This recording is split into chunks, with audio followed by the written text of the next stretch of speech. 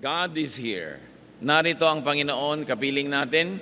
And when God is here, can healing be far away? Ang ating pag-aaral ngayon, pinamagatan natin, how to get well. Paano ba gumagaling mula sa ating maraming mga karamdaman? Salamat Panginoon dahil narito kayo. Hindi lang kayo nasa aming paligid, nandun kayo, nandito sa aming puso. Kaya nais namin, Panginoon, magpalinis sa inyo nang walang maging sagabal sa inyong presensya at pagpapala. Kaluguran niyo po kami, Panginoon, patawarin niyo po kami sa aming mga kasalanan, linisin kami at paging dapating lumapit sa iyong banal na harapan upang kayo'y purihin, dalhan ng aming mga handog, ng aming mga offerings, pasalamatan, sayawan, awitan at hingan ng pagpapala. Nawa, Panginoon, kayo na aming magulang, kayo na aming creator and sustainer, ay magkaroon ng kagalakan sa aming pagsamba. At kayo naman, Panginoon, ay magbigay ng mga biyaya, lalo kagalingan, sapagkat kayo lang aming hinihingan, kayo lang aming inaasahan, kayo lang aming tinatawagan. Our God, our Creator, our Father in heaven, our Sustainer and our Savior, we commit this time to you, asking you to speak to your people. Let your words be our healing, and may our healing be used to glorify your name. Protect us from lies and falsehood, from all untoward events, O God. Protect us from evil men and evil spirits. May your peace reign in our hearts, strengthen our bodies, O God. Sharpen our minds. We like to learn from you. Be our teacher. In the name of Jesus, your Son, we pray. Amen. John 9, 1 and 2. As Jesus went along, he saw a man blind from birth. His disciples asked him, Rabbi, who sinned, this man or his parents, that he was born blind? Rabbi ang tawag sa kanya nung una bilang isang guro. Habang siya naglalakad kasama kanyang mga disipulo, may nakita silang isang lalaking bulag mula ng isilang. Hindi lang siya nabulag dahil may nangyari, isinilang pa lang bulag na siya. At napaka-interesting ng tanong. Sabi, guro, sino po ang may kasalanan? Bakit bulag yung taong yan? Siya ba? Dahil siya tong nabulag? O mga magulang ba niya? Dahil pagkapanganak pa lang, bulag na. So he was blind and it was a very grave condition. Mahirap mapuwing, mahirap lalong mabulag. Napakahirap nung hindi ka nakakakita, lalo total yung iyong blindness. And it was from birth, a very long time. And of course, it was considered incurable. At ang tanong, who sinned? We will notice here that physical illness is being blamed on spiritual deficiency. Ganon ka-espiritual ang pananaw ng mga tao na maging ang mga kasakitan at mga kapansanan na pisikal, ang kanilang pinaniniwala, ang pinagmulan ay kakulangang espiritual. John 9:3, neither this man nor his parents sinned, said Jesus, but this happened so that the work of God might be displayed in his life. A baffling answer. Sabi niya, hindi siya ang nagkasala dito. Sa kasong ito, hindi rin ang mga magulang niya. So the widely held belief was disproven na pagka mayroong sakit, therefore may kasalanan. O pag nagkaroon ng kasalanan, therefore magkakaroon ng sakit. The widely held spiritual and natural law was challenged. Na pagka mayroong spiritually wrong with a person, magkakaroon siya ng naturally wrong condition. The very terrible condition was no one's fault, sabi ng Panginoon. At lalong nahiwaga, sabi niya, it was for God's exhibit. It was the man's condition, and the man's condition was to serve a divine purpose. Sabi, walang may kasalanan kaya siya ganyan. Niloob ng Diyos na magkaganyan siya para sa isang malaking kapakinabangan ng iba. The man had been suffering, yet it was to be for God's purpose. It was for the benefit of many people. Hindi naman bago sa atin ang konsepto ng sacrifice. Ang anak nga ng Diyos na sacrifice, walang kasalanan, pero hindi lang nabulag, namatay, pinatay sa napakasakit na paraan para sa ikabubuti ng marami. Sacrifice, a sacrificial lamb, the concept of sacrifice is deeply ingrained in Jewish and Christian doctrine. Ano ba ang isang practical na leksyon para sa atin yan agad-agad? Don't always ascribe problems to sin. Hindi ko may sakit ang isang tao, may problema, nalugi, nasunugan, iisipin mo agad, siguro may kasalanan. Pwede mo rin isipin, baka naman talagang nagkataon lang, tulad ng sinasabi ni Solomon, sabi niya, nagkakataon. A time and a season for something. Kung minsan naman, pwede mong isipin, parang si Job. Kasi yung tatlong kaibigan ni Job, nung dilu-dilubyo ang buhay niya, matapos makidalamhati sa kanya ng ilang araw, sinabi na, aminin mo na may kasalanan ka, siguradong napakabigat ng kasalanan mo kaya nagkaganyan. At lalong bumigat ang pakiramdam ni Job dahil sa halip na ginhawa ang kanyang makuha sa mga kaibigang nakiramay, pag-uusig ang kanyang tinamo. Baka mamaya may inuusig tayong very righteous person. So don't always blame people for their problems. May problema na nga, sisisihin mo pa. Don't always moralize. Hindi lahat ng bagay merong moral dimension. Meron pala, katulad nito, exceptional case, although kadalasan meron na moral dimension, pero hindi lagi. At kung meron tayong hirap na nadarama, ano man ang katumbas itong pagiging bulag mula pagkabata, find godly use for it. Find godly use for your weakness, for your illness, for your disability, and pray for deliverance.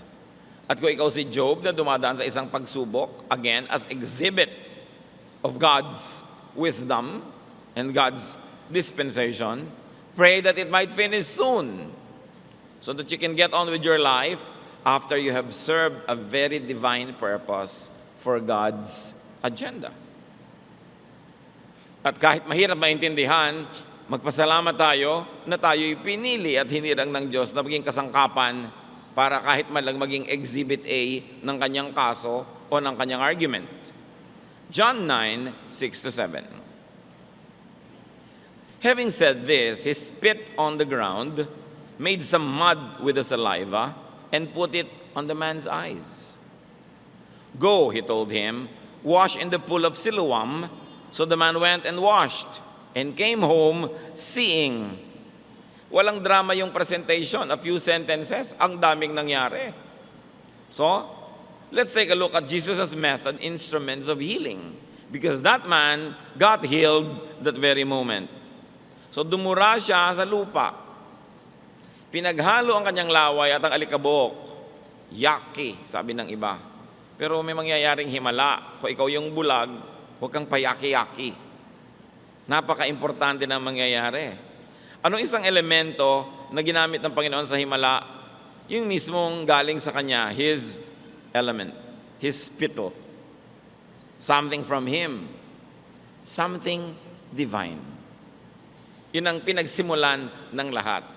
Tulad ng lilikhain ng Diyos, ang unang tao, something from Him, yung spirit niya. Anong ginawa niya? Hinalo niya sa alabok. Naging tao. Ngayon, nung hinalo ni Jesus, yung galing sa kanya sa alabok, hindi naging tao, naging putik. Pero di ba ang tao ay dinidescribe din na putik? So you see the pattern of creation and recreation. When God the Father created the first human, yun ang ginawa niya. Now, Jesus was going to recreate the life of this man. Because he was born like that, he had to be born again in another dimension. Kailangan maging iba siya. Once more ang elemento, galing muna sa kanya, and then he spit on the ground an element from the earth. Pattern yan sa Biblia. Pinaghahalo yung galing sa taas at galing dito sa baba. Something common, something profane, being dignified by something divine.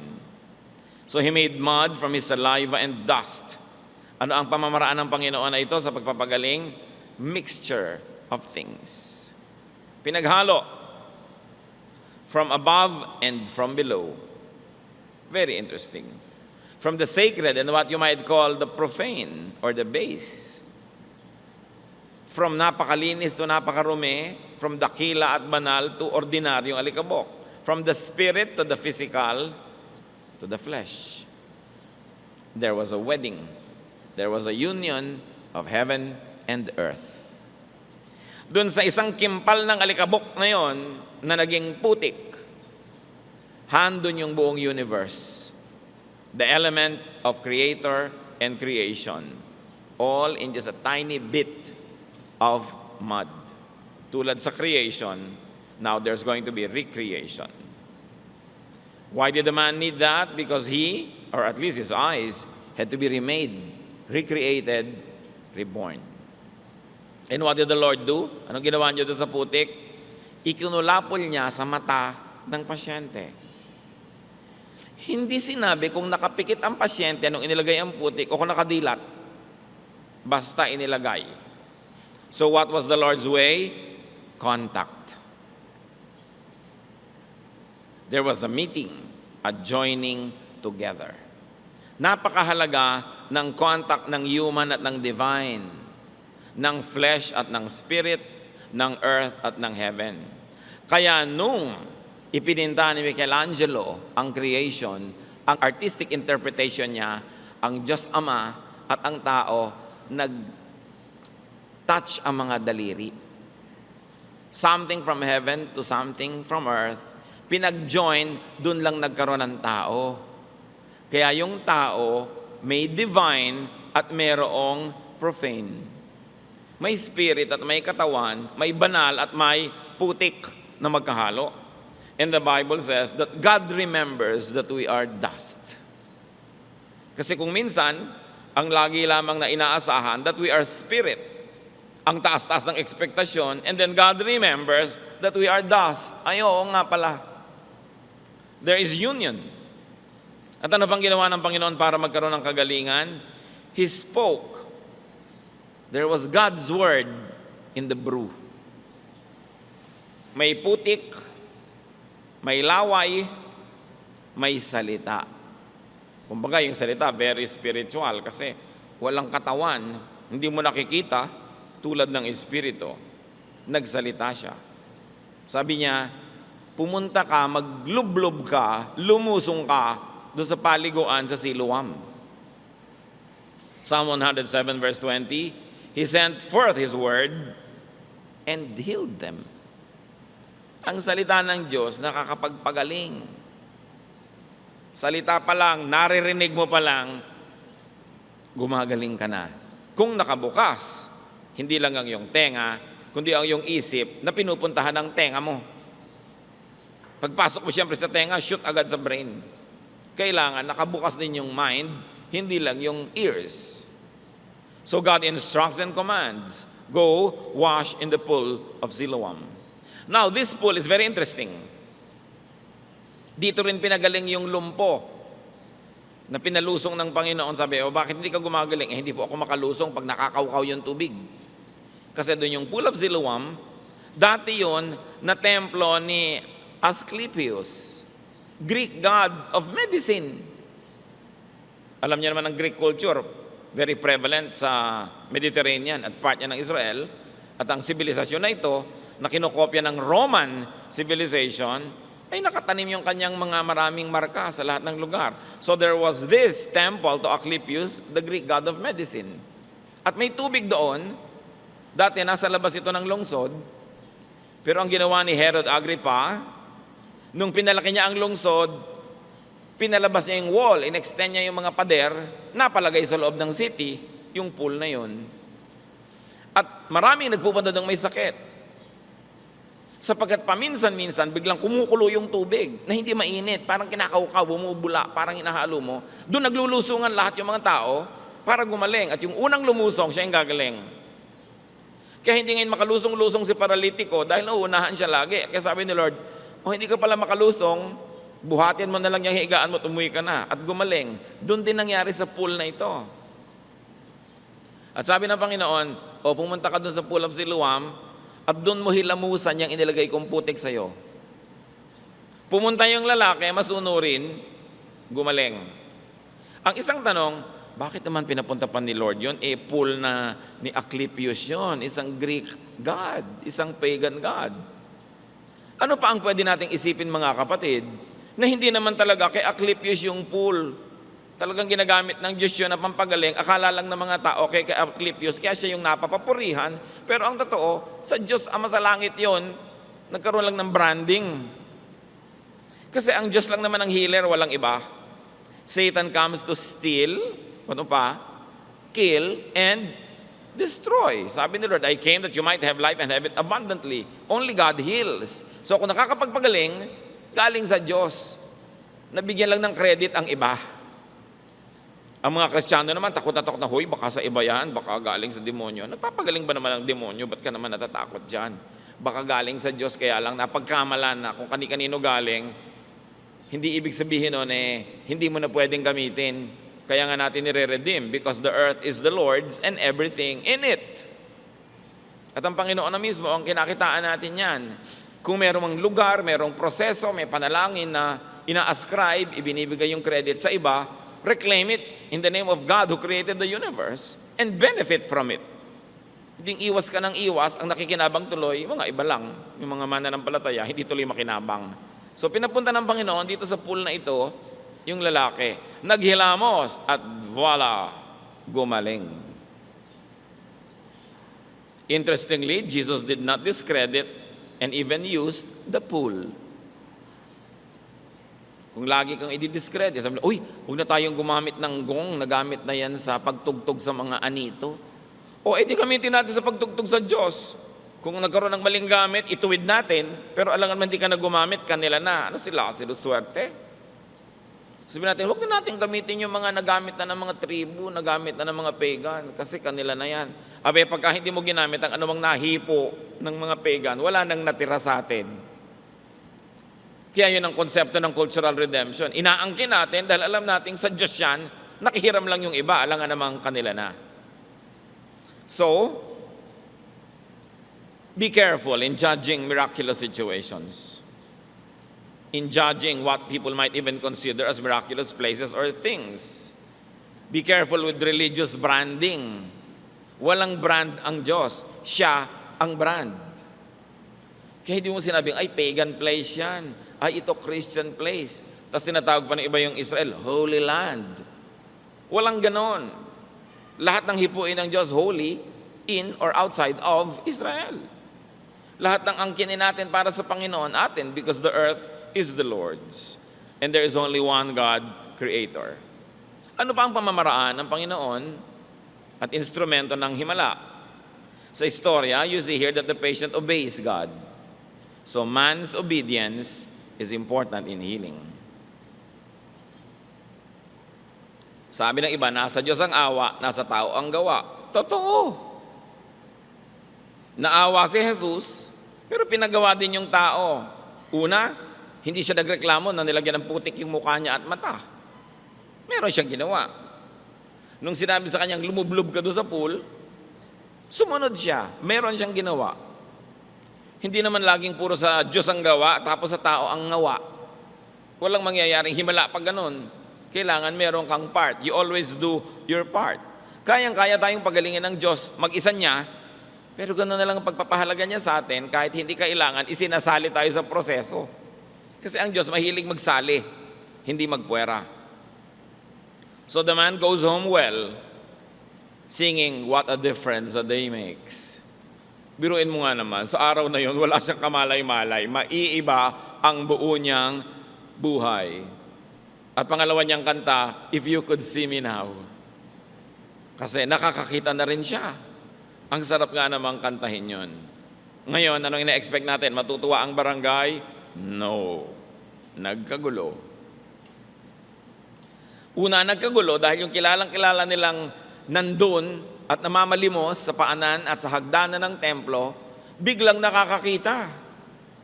Maganda sana ang kwento, pero nung dinala nila sa mga pare, kasi lahat ng himala dapat dinadala sa pare para i-confirm na, oo nga, may himala. Hindi ba ngayon din ginagawa yan sa Roman Church? Kailangan kung may himala, sabihin ng obispo, hindi himala, fake. Para i-confirm. Nung dinala ngayon si Bulag doon na nakakita na, sabi ng mga pare, teka. Di ba Sabat ngayon? Bakit ka pinagaling ng Sabat? Naku, yung nagpagaling sa'yo, masama. Makasalanan yun, demonyo yun. Sabi, bakit naman magiging demonyo yun? Gumaling nga ako, nakakapagpagaling ba ang demonyo? Demonyo yun, hindi niya sinunod ng Sabat. Ang nakita ng mga pare, yung problema, hindi yung solusyon. They problematize the healing. Sabi, siguro fake to, hindi ito yung sinasabi ninyo na blind from birth. Meron ba namang nakakakita na blind from birth? Ipinatawag yung mga magulang para patotohanan na siya nga yung taong blind from birth. So, nagkagulo-gulo.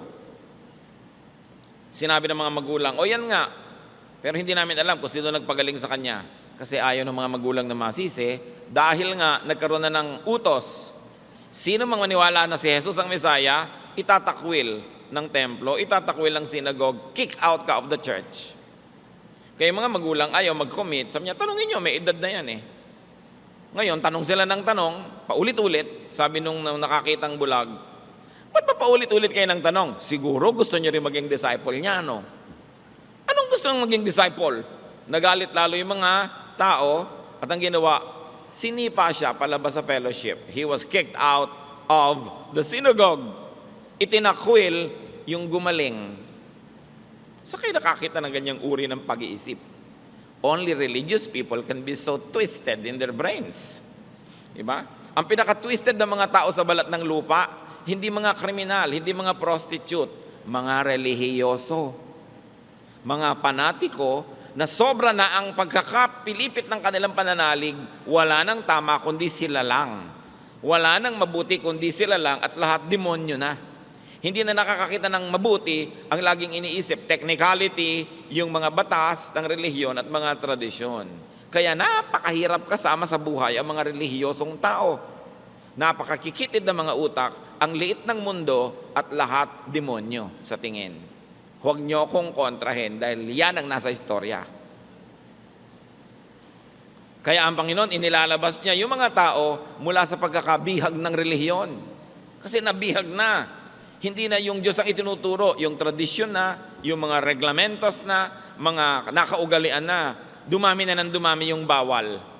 John 9:35-41. Jesus heard that they had thrown him out, and when he found him, he said, "Do you believe in the Son of Man?" "Who is he, sir?" the man asked. "Tell me so that I may believe in him," the man asked. Jesus said, "You have now seen him. In fact, he is the one speaking with you."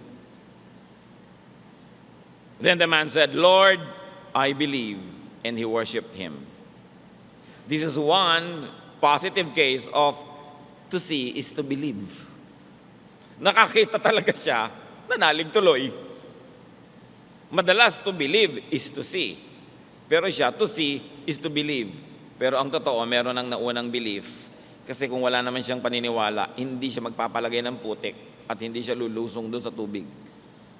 So may konting pananalig, at yung konti na yon, naging capital niya, sinunod niya, kumilo siya ayon sa konting pananalig at dahil doon, napaghimalaan, nagkaroon ngayon ng malaking pananalig. So it still begins with faith. Jesus said, "For judgment I have come into this world, so that the blind will see, and those who see will become blind." Ngayon natin nakita kung bakit sinabi ng Panginoon na yan ay bulag para sa ikaluluwalhati ng Diyos. Kasi may important statement na gustong gawin ng Panginoon, kailangan ng audiovisual aid. Kailangan ng exhibit. Sabi niya, dumating ako, may dalang paghuhukom. Ang mga bulag makakakita at ang mga nakakakita magiging bulag. Sinong tinutukoy niya? Lahat ng mga spiritually blind pero willing to acknowledge their blindness, they will see. Pero yung mga akala nila spiritually magagaling sila, marurunong, maaalam, nakakakita, pero hindi nila kikilalanin si Jesus, sila ang magiging malinaw na bulag.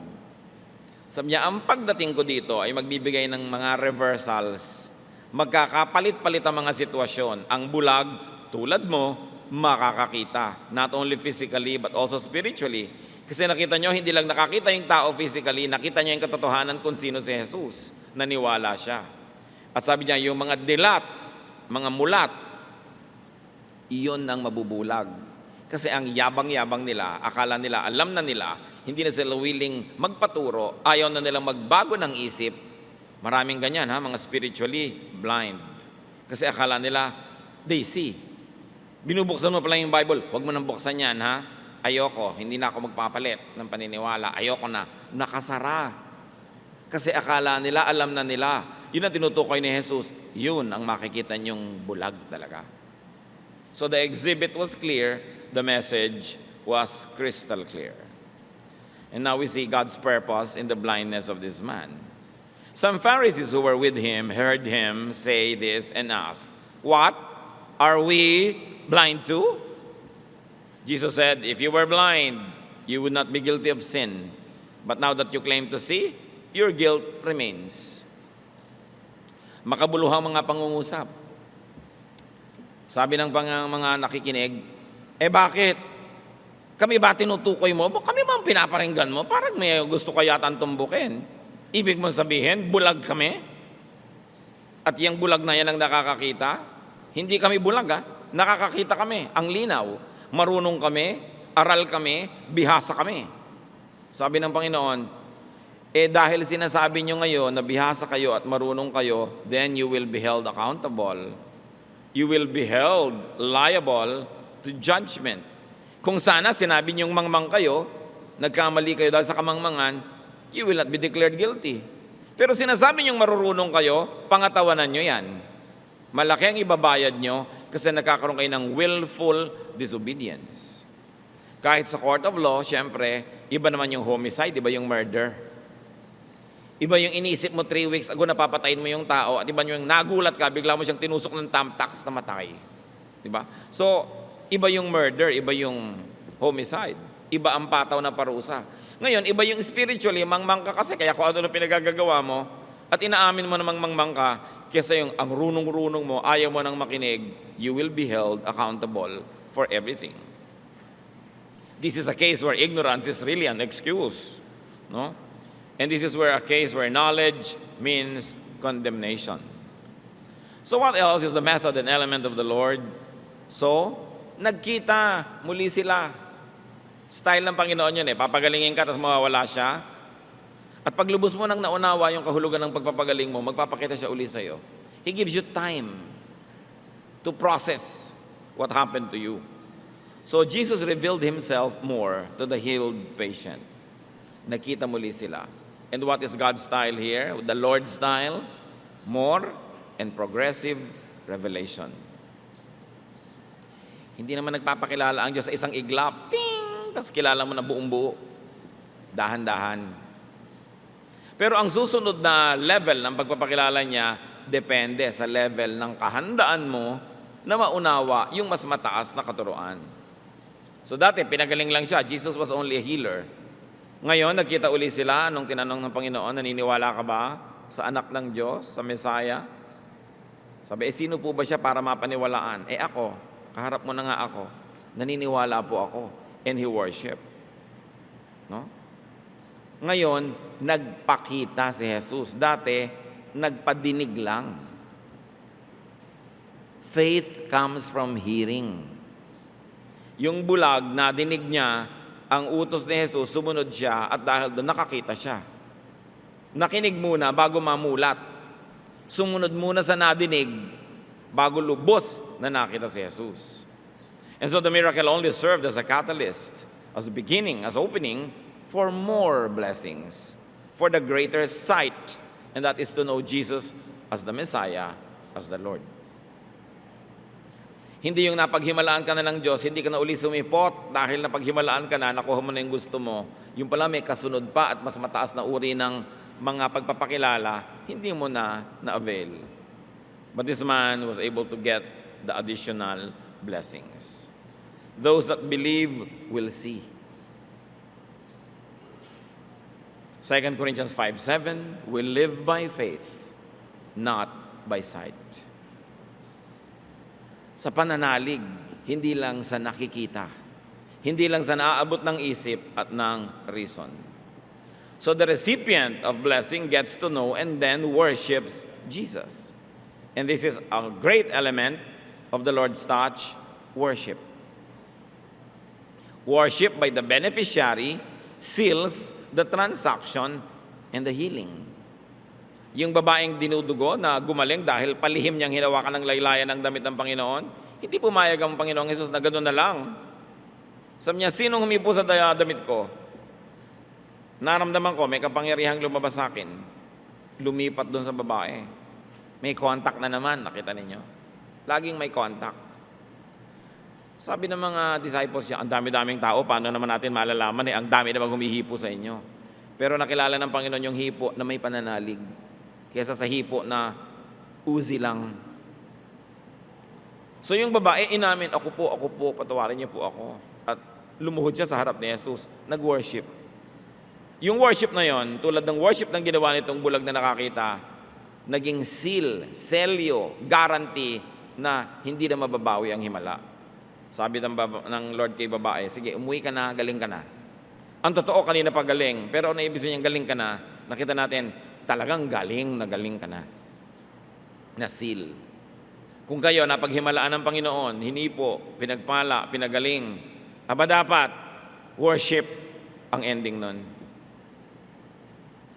Hindi lang thank you, worship talaga. Because, kumbaga, doon kayo nagkapirmahan ng kontrata ng Diyos. Signed, sealed, delivered ang usapan. Kailangan ng ending talaga worship. Worship, of course, doesn't only mean attending a formal event, but righteous living. Yung paralytic na pinagaling ng Panginoon, nung makita niya nung susunod na mga araw, sabi niya sa John 5:14, see, you are well again. Stop sinning, or something worse may happen to you. Yun, na paralitiko dahil sa kasalanan. Kaya sabi ng Panginoon, kita mo na, galing ka na. Huwag ka nang babalik sa kasalanan mo at malamang na mas masahol pa sa dati mong sakit ang dumapo sa'yo. Pero nandun siya, sa sila nagkita sa temple, nag-worship. Ganun talaga dapat. Pag tumatanggap ka ng pagpapala, sasamba ka. Pagsambang formal, attending temple, and pagsambang lifestyle, righteous living. Ano-ano mga application ang pwede nating mapala dyan? That blindness and illness and weaknesses can be great projection screens of and openings to experience God's power. Kung meron kayong weakness, sakit, problema, pag pinayagan nyo ang Panginoon mag-project ng mensahe doon, mababasa ng mundo ang mensahe niya, magagamit sa mabuti ang inyong pagkakasakit, at pag nagamit na sa mabuti, kagaling na kayo. Katulad ng pilay na pinalakad, yung kanyang pagkapilay ang nagpaliwanag sa tao kung sino si Jesus.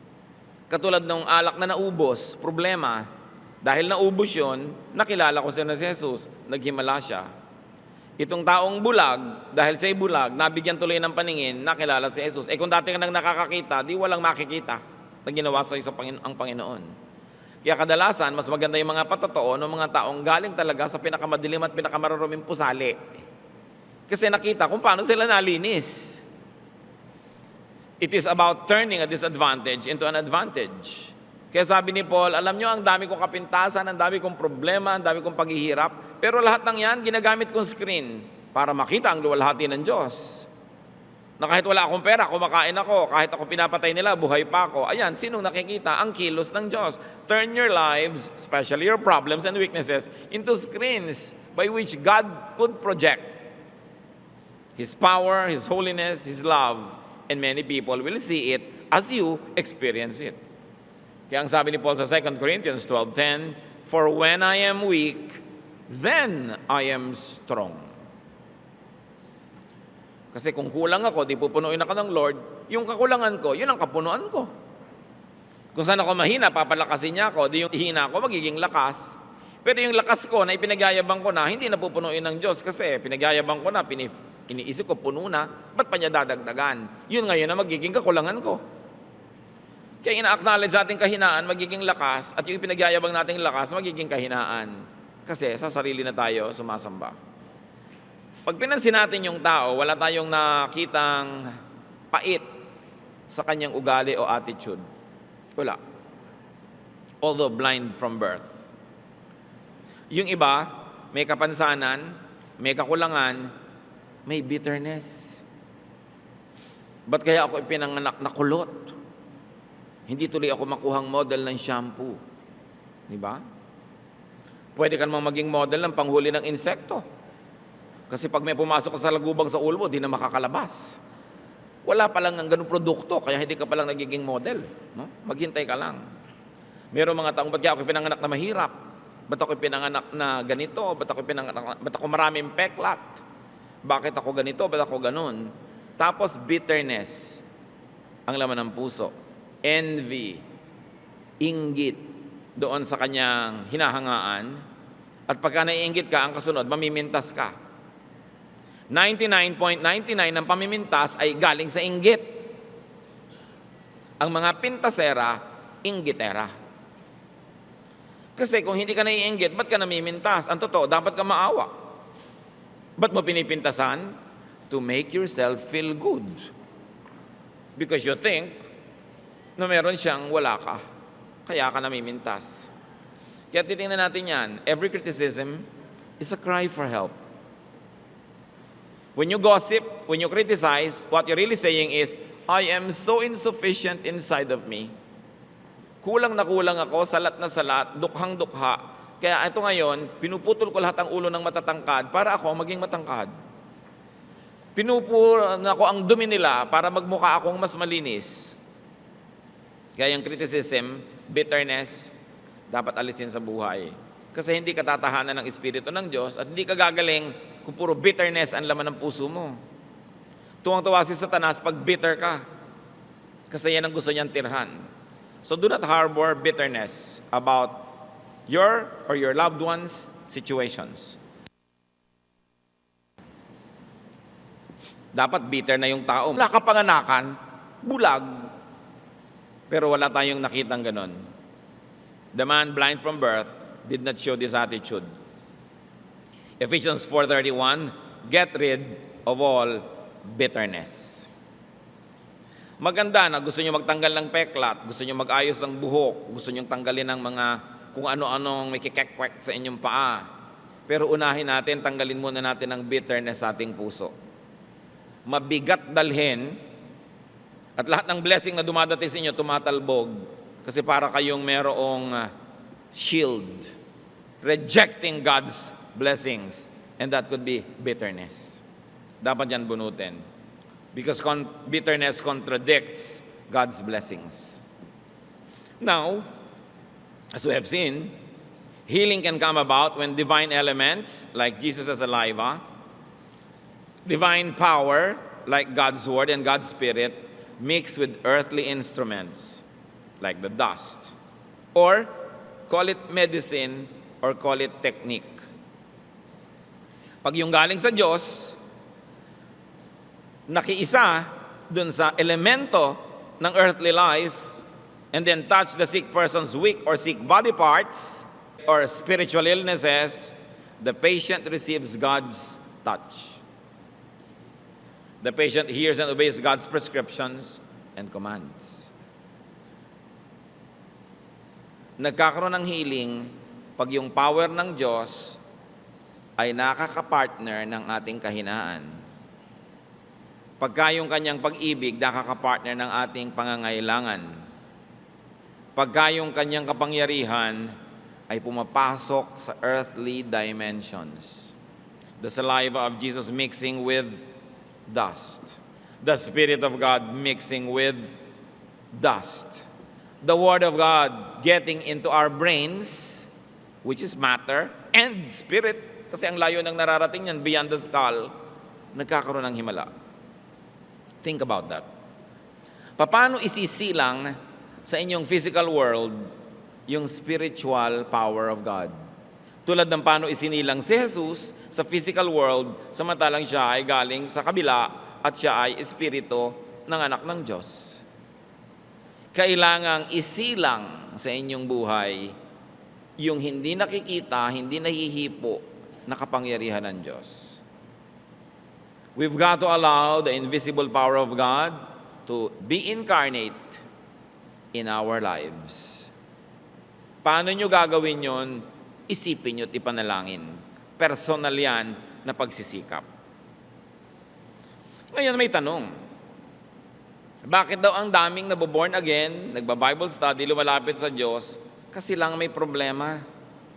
Sabi pa nga ng iba, yung religion naman, saklay lang yan, crutch lang yan, ng mga may kapansanan, ng mga may pangangailangan, ng mga mahihina, ng mga walang pag-asa. Salamat! May napupuntahan yung mahihina, yung mga walang pag-asa, at yung may pangangailangan. Kasi kadalasan mga kapatid, di ba pinag-usapan natin yung contact point?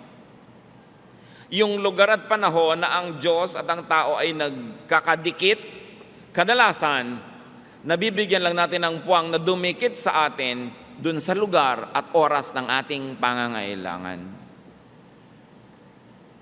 Bigla kang nawala ng break habang nagdadrive ka sa Cannon Road, bigla kang nagdasal, nagka-contact point. Pero kung wala kang problema, siguro, kanta ka lang ng kanta, tugtog ka ng tugtog, pero wala kang dasal. Biglang nagkasakit ang nanay mo ng malubhang sakit. Eto ka ngayon, pray ng pray. Text pa ng text sa iba, ipag-pray yung nanay ko. Nagkaroon ng opening.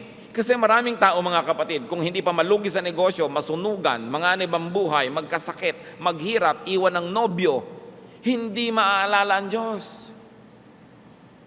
Hindi magbubukas sa Diyos, wala tuloy contact point.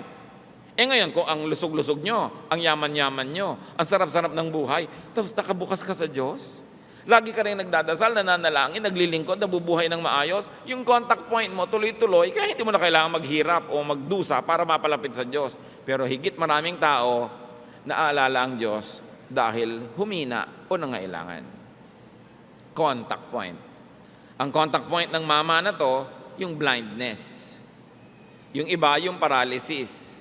Yung iba, yung gutom na gutom, pinakain ni Lord, nagkaroon ng contact point. Kayo mga kapatid, anong contact point nyo sa Diyos? Kailan kayo nagiging very godly? Pag marami kayong pera o pag wala? Kasi pag nagiging godly kayo, pag wala kayong pera, dadalasan ng Diyos na wala kayong pera. Di ba? Sabi, ang lapit-lapit ng anak ko na ito sa akin pagka walang makakain. Bigyan ko nga ito ng hanggang pinipig lang ng mga pagkain araw-araw para laging lumapit kasi miss ko na siya. Gusto ko siya laging kasama. Pero kung ang lapit-lapit nyo sa Diyos sa oras ng inyong kalakasan, ang lakas-lakas nyo, naglilingkod kayo, sabi ni Lord, lalo ko itong papalakasin kasi yun ang contact point. Ngayon, kung busy kayo, walang contact point kasi nawawala ang Diyos sa schedule nyo, anong ginagawa ni Satanas? Lagi kang ginagawang busy para talagang hindi ka na makakontak. Pero kung busy ka na, iaagaw mo ang Panginoon, sabi ni Lord, I will always bless yung business niya, magiging fruitful. Kasi hindi naman ako napupwera sa agenda niya kahit busy siya. Kung ang dami-dami mong pera, laging kasama ang Diyos sa plano, sa budget, kasama, lalong dadamihan ni Lord. Sabi niya, hindi siya nabubulag ng pera, hindi na ilalayo sa akin, inilalapit pa nga, damihan ko nga. Alam niyo, kung gusto tayong pagpalain ng Diyos, wala namang makakapigil. Kung ayaw kayong pagpalain, wala ring makakapilit, kasi Diyos siya. Kaya yung iba na ipinipintas sila, simba naman kayo ng simba, kasi lang weak ang karakter nyo. Yun yung blind, na ina-accept ang blindness niya, yun ang makakakita.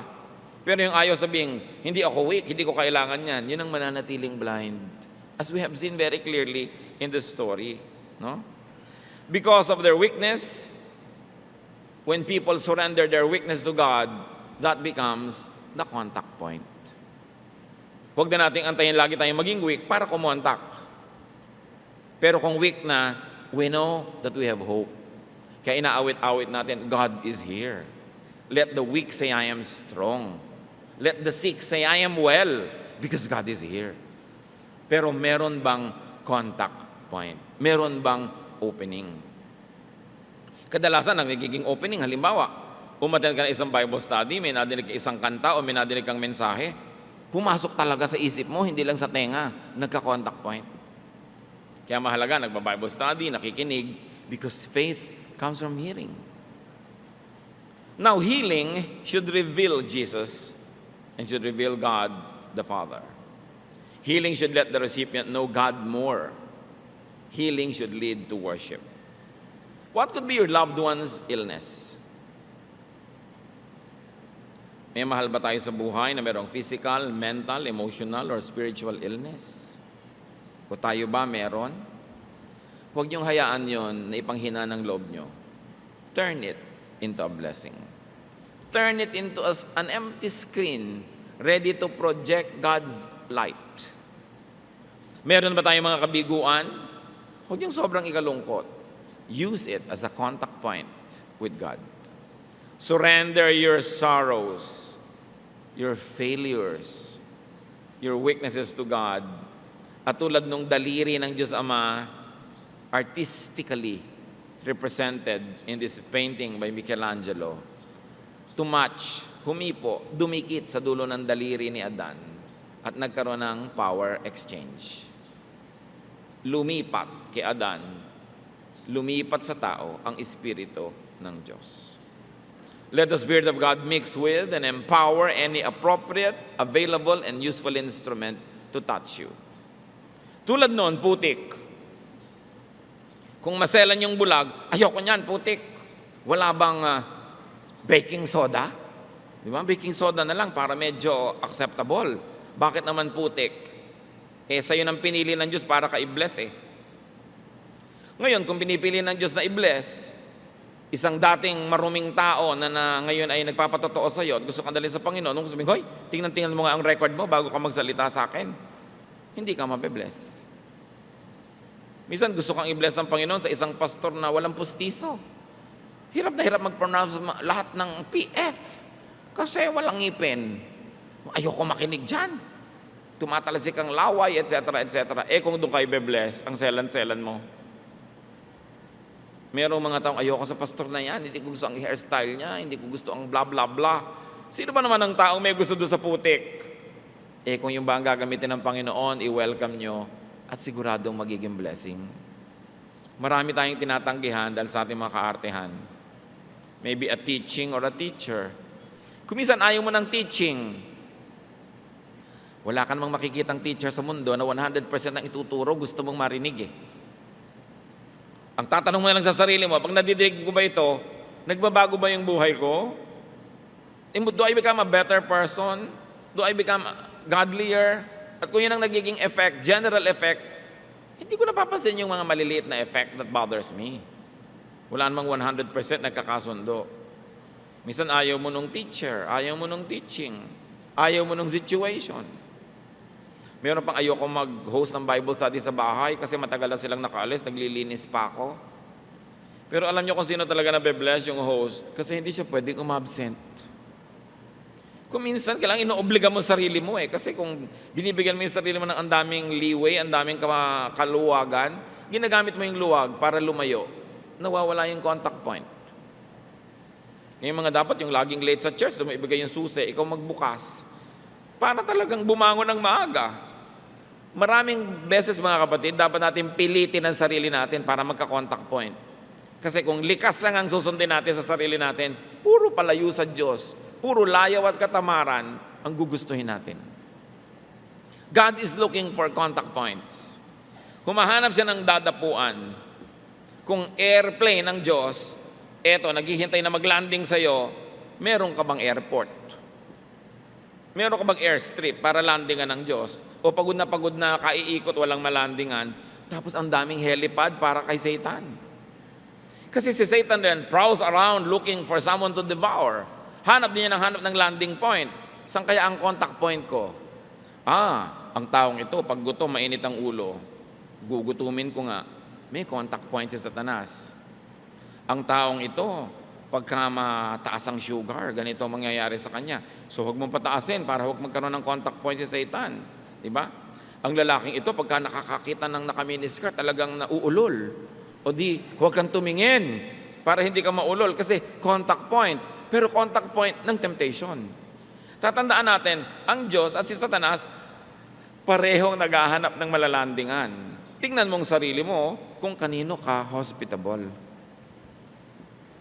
Sa mga lifestyle, sa ginagawa natin, sinong gusto natin maglanding? Madali yun malaman. Ingatan. Linisin natin ating mga sarili para tayo daluyan ng pagpapala ng Diyos. Tulad nung taong nakakita, dahil sa patotoo niya, marami siyang madadala sa Panginoon. 2 Timothy 2:21, if a man cleanses himself, he will be an instrument for noble purposes. Made holy, useful to the master, and prepared to do any good work. Now, kahit tayo marumi, nagagamit tayo ng Diyos kung gusto niya tayong gamitin. Kaya yung mga ibang worker, nalilibang, sabi nila, meron naman akong kasalanan, pero effective pa rin akong singer eh. Kahit may kasalanan ako, effective pa rin akong dancer. Effective pa rin akong teacher o preacher. Akala nila ngayon, pwede nang pagsamahin yung dalawa. Up to a point, pinapayagan ng Diyos, kung gusto niyang payagan, at kung gusto kanyang gamitin. Pero itong tanong, mga kapatid, kung sa ating mga karumihan, nagagamit tayo ng Panginoon, ano pa kayang paggamit ang gagawin niya sa ating kalinisan? Kung pinagtsatsagaan ka ng Diyos na gamitin sa ating mga kapintasan, ano pa kaya kung isa-isa nating inaalis yan at nagiging katangian, edi lalo ang magiging paggamit sa atin ng Diyos. So huwag kayong makontentong ginagamit na lang kayo kung pwede namang mas magamit pa at mas makapagbigay pa tayo ng luwalhati. Napakahalaga. Hear God's word and complete the process of healing by having contact with God's instruments, by hearing God's word, and obeying God's prescription. Hindi sapat na nilagyan ng putik yung mata niya. Nagsalita si Lord, nakinig siya, may inutos si Lord, lumubog ka sa pool, ginawa niya. Naririnig niyo ang salita ng Diyos. May contact point tayo sa salita ng Diyos. Anong inuutos sa inyo individually at sa akin? Pag ginawa pa lang natin yon, doon ako kumpleto yung cycle. Makinig sa salita ng Diyos. Yung salita man ay pangako, utos, itinutuwid tayo, palo, o comfort, lahat yon dapat pakinggan. Psalm 119 verse 28, my soul is weary with sorrow, strengthen me according to your word. Ang linaw. At sabi sa Psalm 119:67, before I was afflicted, I went astray, but now I obey your word. Isa pang mahalaga na ginawa ng bulag na ito, na malimos siya sa pintuan ng templo. Nakita tuloy ni Jesus. Marami pong mga mayayaman, technically are beggars by the temple door. Bakit? Marami tayong na-encounter na ministry ni Lord, pinagaling niya, pulubi, pero mayaman. May mga tagabuhat, may mga nag-aasikaso. Kasi nung araw, kung may sakit ka, mayamang ka't mahirap, dinadala ka sa mga pintuan ng templo o sa mga daan na patungo sa templo. Bakit? Pinaniniwalaan ng mga tao noong unang panahon na kung ikaw ay nasa paanan ng templo o sa pintuan ng templo, darating at darating at darating yung panahon na may pupunta sa templong isang banal na tao na makikita ang iyong kalagayan at mapapayuhan ka o mabibigyan ka ng lunas. Kaya mayamat mahirap na mamalimos doon sa may templo. Hindi lang pera ang hinihinging limos, kundi runong ng maaring dumaan na isang pantas. So paano gumagaling ang mga tao? Pagpapakumbaba, pagtanggap ng iyong pangangailangan at paglalagay sa sarili mo doon sa pwede kang madaanan ng pwedeng magpayo, available ka kasi. So kung meron tayo mga pangangailangan, do not hesitate to beg, whatever it means in your life. To be at the temple steps and door, and to let a holy man touch you and prescribe healing. Kung sino man yung gamitin na yun ng Diyos, makapagpayo sa iyo, makapanalangin para sa iyo, yun yung equivalent ng mga holy men of the past. Meron kayong kamag-anak, mahal sa buhay na nangangailangan ng healing ng Diyos, bring that loved one at the temple door. Ilapit nyo kung saan maaaring siya ay makatanggap ng pagpapalang espiritual. And when you receive blessings, give glory to God. Worship like that man. So merong stages yung buhay ng tao. Bulag, nangangailangan ng pagpapagaling, nagkaroon ng encounter with Jesus, nilagyan ng putik, pero hindi pa tapos yun, pinapunta pa doon sa tubig, naghilamos doon, pagkatapos gumaling, pagkatapos nagkaroon ng problema dahil sa kanyang paggaling, pero nanindigan siya para kay Jesus, at ang ending, pumunta siya sa temple to worship, muli niyang na-encounter si Lord at nagpakilala ng lubos sa kanya at siya'y sumamba ng totoo. Na-seal yung pagpapagaling. Ang tanong, kung tayo po yung bulag na taong yon, nasang stage kayo ngayon? Bulag pa ba? Kinakausap na ba? Nalagyan na ba ng putik pero hindi pa sumusunod doon sa tubig? Naghilamos na ba't nakakita? Tapos ngayon nagkaroon ng problema. Maraming ganyan. Pag napalapit kayo sa Diyos, ang kakaproblema kayo, magagalit yung mga kamag-anak nyo, magagalit yung mga kung sino-sino. Pero naninindigan na ba? At nagwo-worship na ba? At lalong nakikilala ang Panginoon. Ang totoo, tayo yung blind man sa kwento. Kasi kung hindi tayo yon, ba't pa tayo nagbabasa? Para ano? Para maaliw? God's Word is here because it is for our healing. And unless you assume the position of the patient, God cannot be your healer. Maliban na lang gusto nyo kayo yung healer sa kwento. Masyadong matayog na ambisyon. Tayo yung pasyente. Ano ang relevance ng kwentong ito sa ating lahat? Ama namin sa langit. Salamat sapagkat sa mga ganito mga kasaysayan, na bagamat totoo, literal na nangyari, may pakinabang kami dahil meron din itong symbolic value. Ipakita nyo sa amin kung anong kalagayan namin in relation to that blind man. Kumisan, kami naman yung mga kontrabidang Pharisees. Kumisan, kami yung mga magulang na ayaw managot. Kumisan, kami yung putik. Na bagamat putik kami at marumi, hinahaluan nyo, Lord, ng inyong blessing, ng inyong anointing, ng inyong matatawag na saliva. At dahil kahit kami putik, sinaluan ng inyong banal na elemento, nagiging instrumento naman kami para magpagaling din sa iba. Salamat po. Dahil kahit may kakulangan kami, kapintasan, may nabe-bless din sa aming mga ministries. May nagagawa rin kayong mabuti sa pamamagitan namin.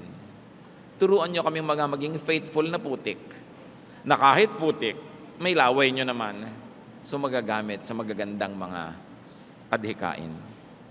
Teach us, O Lord, not to be hindered by our limitations, by our past, by our shortcomings, but allow us and teach us and remind us to always rely on that saliva that comes from you that gives us value kahit putik kami. At sa pagtingin namin sa aming kapwa, nawawag lang yung putik na bahagi nila ang makita namin yung spirito nyo na nananahan din sa Kanya. Matuto kaming gumalang, magpahalaga sa aming kapwa, at maging bukas din kami sa kanilang mga paglilingkod, ministrations at pagpapagaling dahil instrumento mo rin sila to bless us. Turuan mo kami, Lord, kung anong personal yung mensahe sa amin sa kwentong ito. Magbulay-bulay tayo sumandali, manatiling nakayuko, nag-iisip, tumatanggap ng mga bulong ng Espiritu ng Diyos.